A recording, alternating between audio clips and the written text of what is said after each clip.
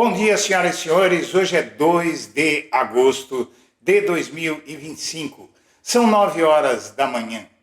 Minha amiga, meu amigo, vem por aí uma encrenca maior ainda do que as que se apresentaram até agora. Se é que isso te parece impossível, não é impossível. Olha o tamanho do enrosco.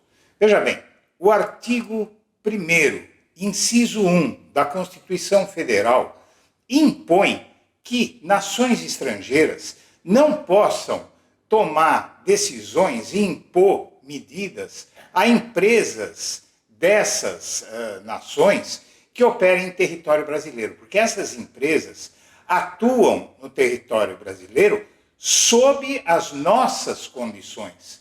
Como país soberano, o Brasil tem que dizer o seguinte: olha, Banco X, você quer atuar no Brasil? Tudo bem, então você vai cumprir as nossas leis e vai cumprir as decisões do nosso Poder Judiciário, as decisões do nosso Poder Executivo, as decisões do nosso Poder Legislativo, vai atuar dentro da lei e se submeter à lei do nosso país.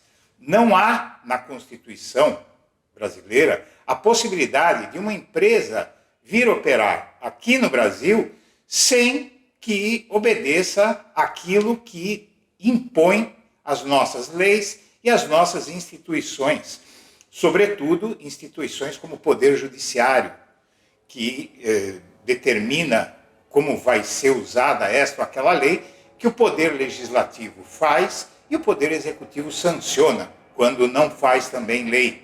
Então, a Lei Magnitsky é precipuamente inconstitucional. Há juristas que tentam acomodar isso aos interesses dos bancos, tal, mas o artigo 1 da Constituição, inciso 1, como você vai ver, é muito claro, ele deixa, o entendimento é pacificado juridicamente, ou seja, é reconhecido pela comunidade jurídica, pelo judiciário, tudo isso que eu vou apresentar aqui para você. É por isso que o PT entrou com uma medida no Supremo Tribunal Federal ontem, que você vai ver também aqui nessa edição, pedindo que a Lei Magnitsky não seja aceita pelo Brasil em relação ao nosso sistema bancário. Não permita que ministros do STF sofram sanções dessa lei, porque o banco estrangeiro não pode atacar as nossas autoridades. Isso é o fim de um país. Basicamente, se um país permite que um país estrangeiro venha aqui dentro ditar as nossas condições, as condições de funcionamento das suas empresas nesse país, ignorando as nossas leis, ignorando o nosso judiciário, acabou, o Brasil vira colônia. Não tem mais soberania, não é mais um país autônomo. Trata-se de um país subordinado a outro país. Isso não vai ser aceito. E o ministro Gilmar Mendes, em reunião com bolsonaristas, adiantou isso.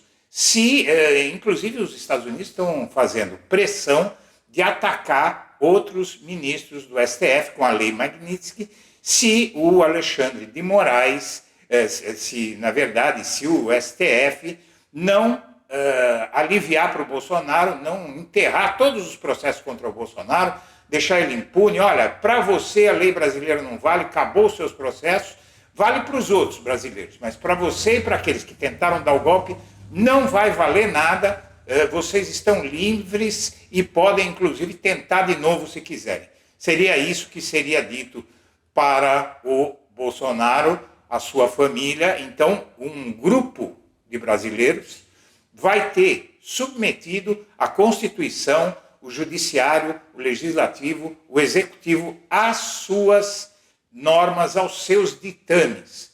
Isso não vai acontecer. O Gilmar Mendes, em reunião com a bancada do PL, já avisou para eles que se houver mais sanções, a do Alexandre de Moraes ainda vai ser discutida na Justiça, por enquanto não vai se tomar nenhuma medida. Mas se houver ataque a outros ministros do STF com a finalidade de limpar a barra do Jair, salvar o pescoço do Jair, aí o Supremo vai tomar decisão de impedir que a Lei Magnitsky seja aplicada no Brasil.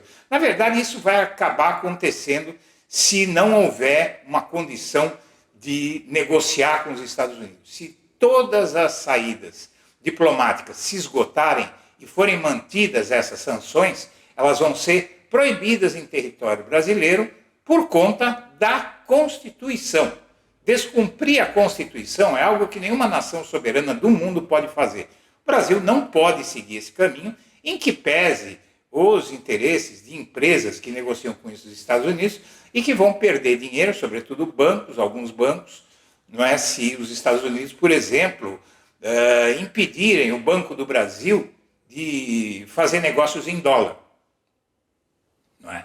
Mas ninguém vai tirar o Brasil da esfera internacional, que o Brasil é uma economia gigante que interessa para muitos países. Então, aí o Donald Trump está criando um impasse que, se ele vencer atuando assim, tudo que ele decidir na cabeça dele, ele vai conseguir impor aqui no Brasil enquanto ele estiver lá. O Brasil deixa de ser soberano, basicamente, porque não vai parar por aí. Se o Donald Trump conseguir impor essa sanção ao Brasil, ele pode amanhã impor uma sanção de que o agronegócio não pode vender a determinado preço. Não é? Ele pode impor uma sanção que o agronegócio pague salários iguais aos que são pagos lá nos Estados Unidos, por exemplo, para dificultar o nosso trabalho. Então, nem para o agronegócio, nem para os bancos, nem para ninguém é bom que uma nação estrangeira diga o que vai acontecer aqui dentro, como vai funcionar o nosso país. Vamos assistir essa reportagem. Se você puder fazer uma doação via Pix, os códigos estão na tela, de qualquer valor, minha amiga, meu amigo, ajuda a gente para a gente poder fazer um canal melhor para você.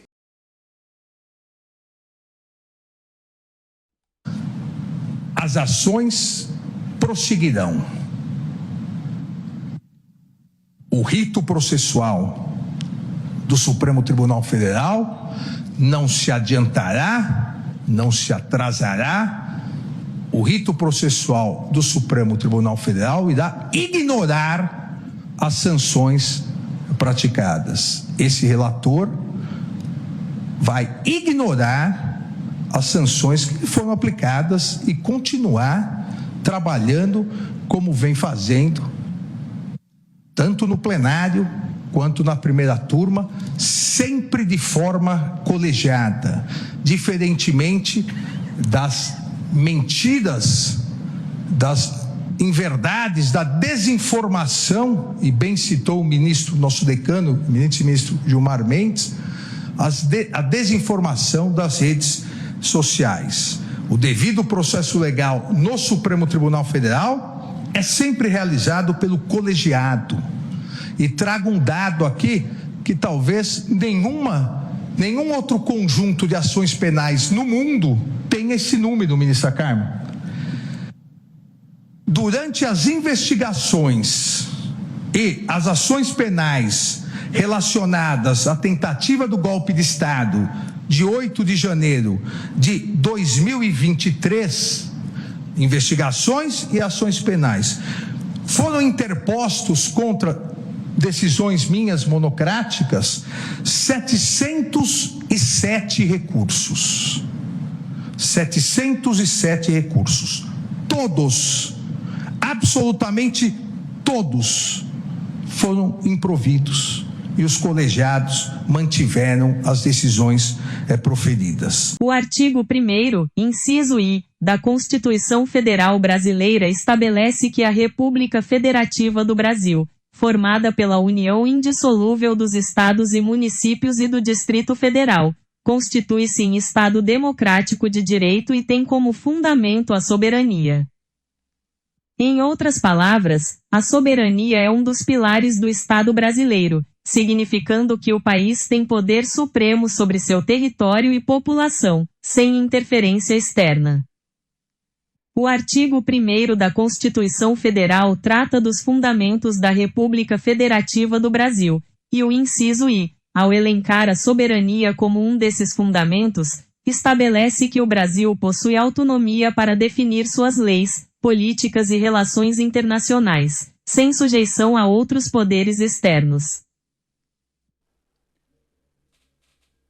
Como você viu, o artigo 1, inciso 1 da Constituição Federal estabelece a soberania como fundamento da República, o que implica que leis estrangeiras não têm aplicação automática ou direta no território brasileiro sem homologação ou tratado internacional. Isso significa que sanções unilaterais de outro país, como bloqueio de ativos ou restrições financeiras impostas pelos Estados Unidos, não obrigam por si só instituições brasileiras a agirem, pois violariam a autonomia nacional. Especialistas argumentam que aplicar tais medidas sem base em lei brasileira poderia ferir esse princípio, tornando-as ineficazes ou contestáveis judicialmente no Brasil. Direitos fundamentais no artigo 5º da Constituição Federal garantem o devido processo legal, inciso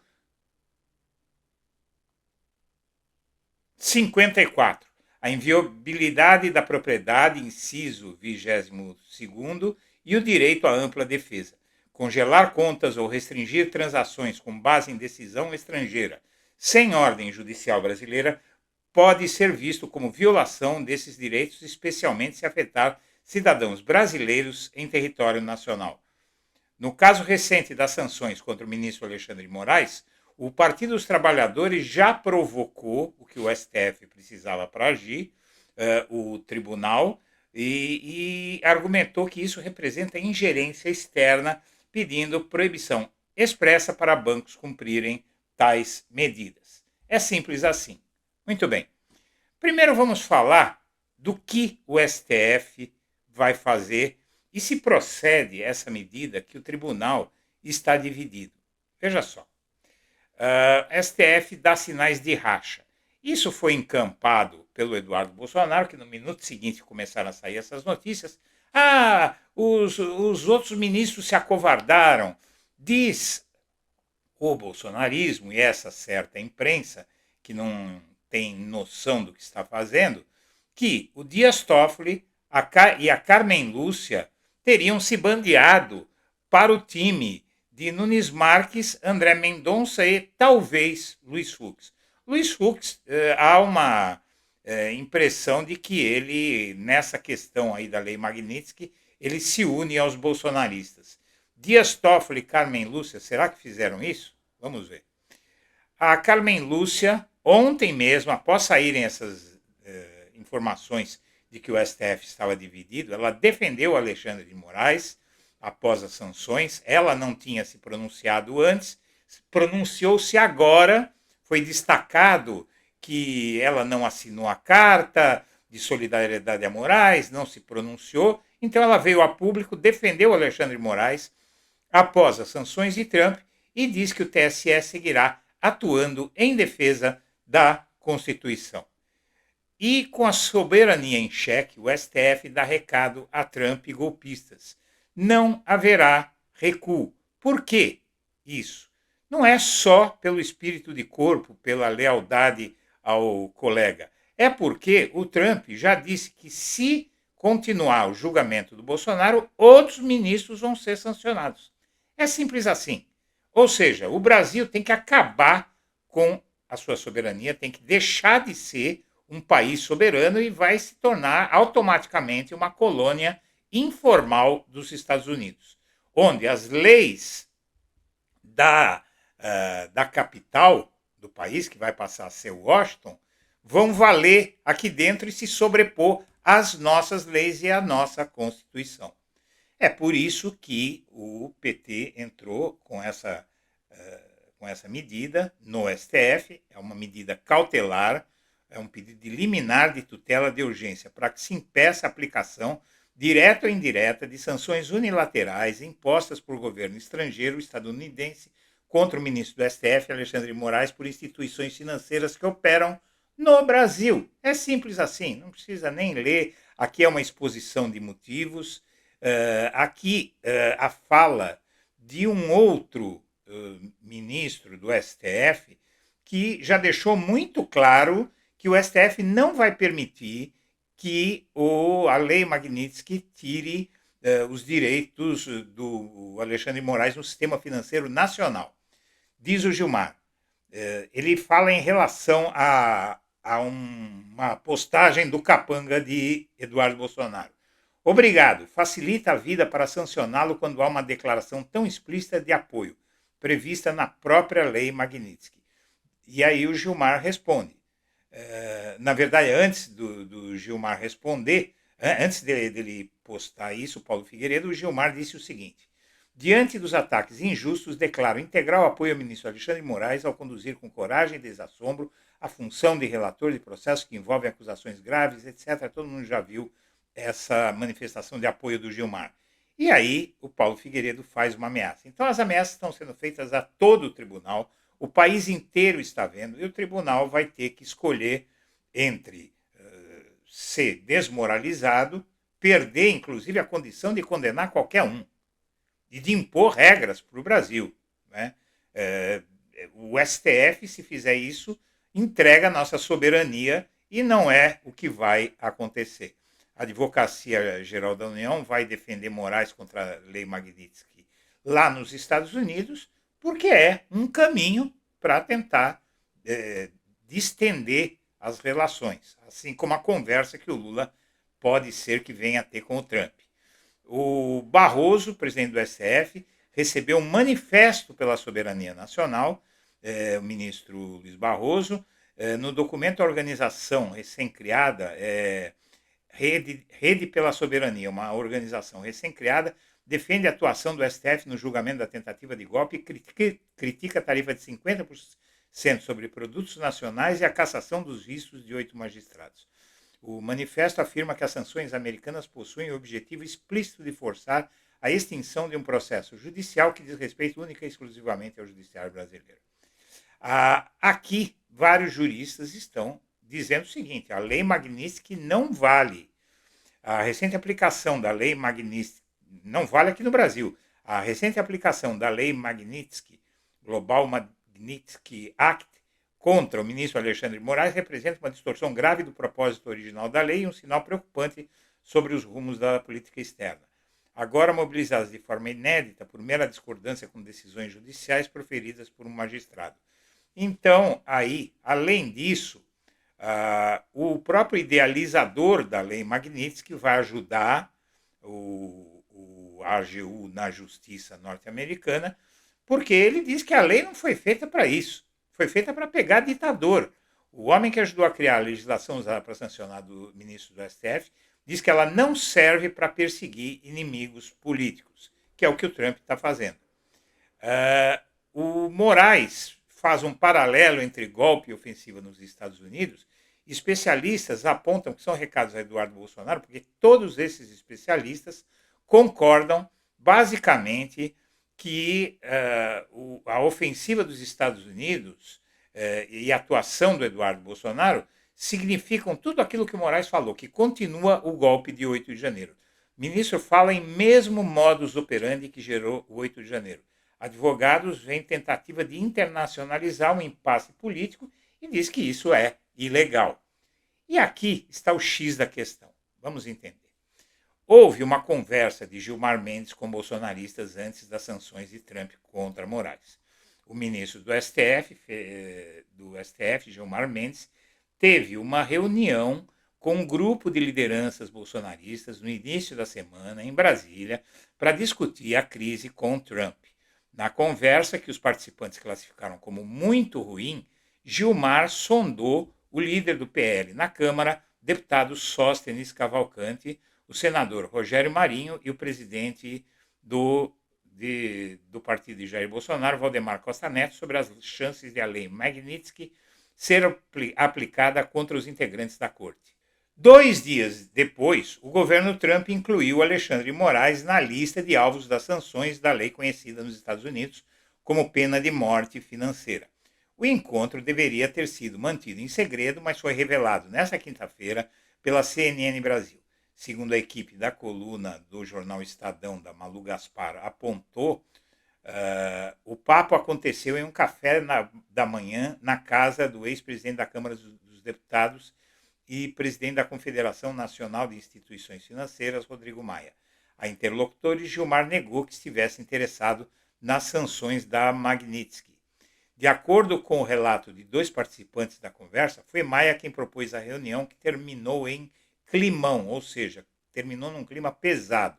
Os bolsonaristas disseram a Gilmar que as sanções eram esperadas para esta semana, mas que só Alexandre seria afetado num primeiro momento. Não descartaram, porém, que as sanções podem atingir outros ministros. Gilmar respondeu que, se isso acontecesse, o Supremo poderia proibir bancos brasileiros de bloquear as contas do ministro. Em outro momento, os bolsonaristas disseram ao ministro que as sanções do tarifaço iriam escalar se o Supremo não revisse suas decisões contra o Bolsonaro. Defenderam, por exemplo, que os processos dos réus de 8 de janeiro deveriam descer do Supremo para instâncias inferiores do Judiciário, para simplesmente terminar a impunidade.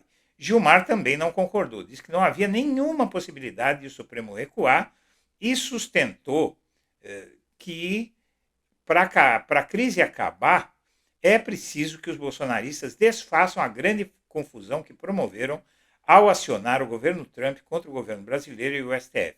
Os interlocutores argumentaram não ter nenhum controle ou ingerência sobre as decisões de Trump. Apesar da tensão e da absoluta discordância em todos os temas, Gilmar e os líderes do PL prometeram continuar conversando. No dia seguinte, o assessor de um dos advogados de Bolsonaro, Fábio Van Garten, ainda telefonou ao ministro para se oferecer como uma ponte na redução das tensões. Não conseguiu nenhum avanço. O mal-estar que ficou depois do café indica que a guerra entre trumpismo e bolsonarismo contra o Supremo ainda terá muitos capítulos difíceis e que as chances de uma trégua são mínimas. E não pode haver trégua, a trégua do cemitério. Não é? A trégua do cemitério seria o STF libertar, na verdade, acabar com as ações penais contra esse golpista que está aí na tela e também contra os capangas dele que tentaram dar um golpe no Brasil e que estão tentando dar um outro golpe nos Estados Unidos, como o Alexandre de Moraes bem disse. Então, minha amiga, vem muita encrenca por aí, mas de uma coisa você pode ter certeza. A possibilidade de o judiciário brasileiro permitir que os bancos brasileiros, os bancos que estejam operando no Brasil, seja brasileiro, seja estrangeiro, cumpram decisões de Washington, significa tornar o Brasil colônia dos Estados Unidos. Depois de quase 500 anos de história, né, o Brasil, depois de 500 anos, mais de 500 anos de história, o Brasil vai se tornar colônia novamente. Só que desta vez dos Estados Unidos, se o STF não cumprir a sua obrigação de guardião da Constituição Federal. Senhoras e senhores, eu agradeço a atenção e deixo meu abraço para todo mundo.